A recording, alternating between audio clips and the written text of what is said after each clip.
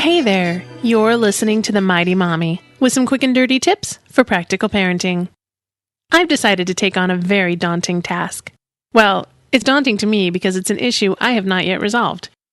I'm currently dealing with a 2-year-old who is suffering from separation anxiety.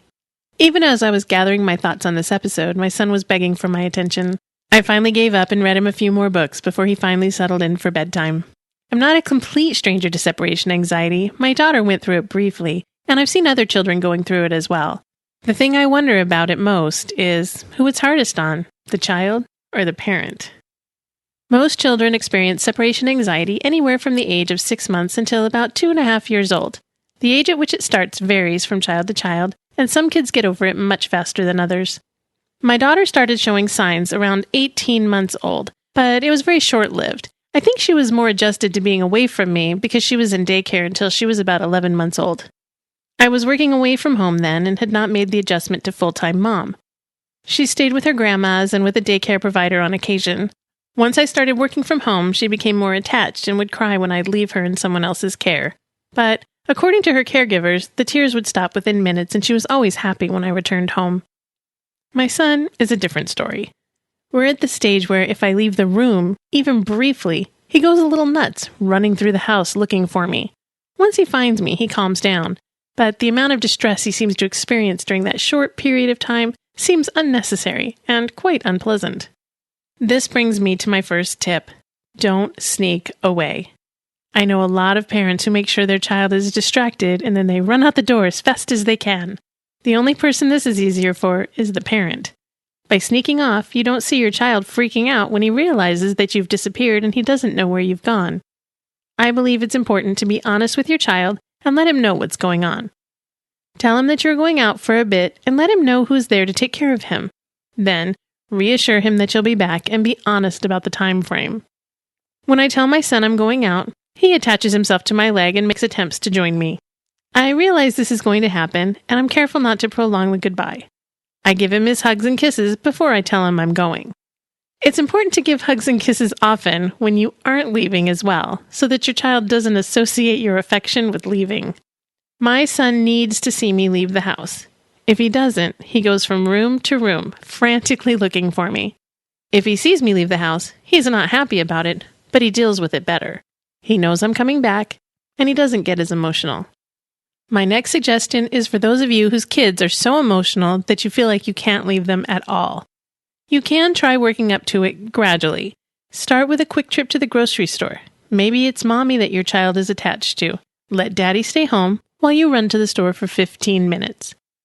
Give your child kisses and hugs and tell him you'll be back in the time it takes him to color a few pictures. Ask him to have some drawn for you when you get back. Have daddy hold him so he can wave goodbye when you leave. He may be crying or seem inconsolable, but just go and let daddy handle it. Don't call when you get to the store either. 15 minutes is not a long time, and crying isn't going to hurt your child. You can bring back some stickers or a new book for your child as a reward for being such a big boy while you were gone. The next time you go out, make it 20 minutes, then 30. The key is to let your child know that you are coming back.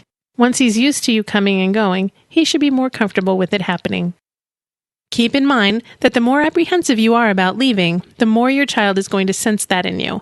You need to be confident and secure about saying goodbye and getting on your way. Do not prolong your stay, as it gives your child more time to sense your own nervousness.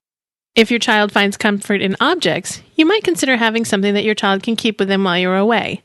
My kids have soft photo albums. I put pictures of family members in the books. This way, they can see their loved ones anytime they want, even if they aren't at home.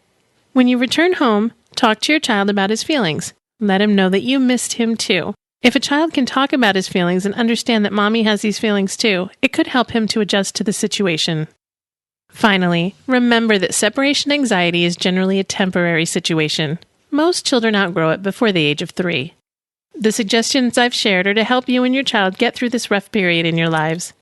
Some children get through it faster than others, and so do some parents. I figure I'm going to go through my own separation anxiety when my kids start going to school full-time, and then again when they're teenagers and they want to grow up. I suppose this is just one of those things we'll get to deal with multiple times throughout our lives as parents. That's it for now. I hope you've enjoyed the show. Thank you for listening. Hey, while you're still here, I still need your help. There's a new survey link on the show's website at mightymommy.quickanddirtytips.com.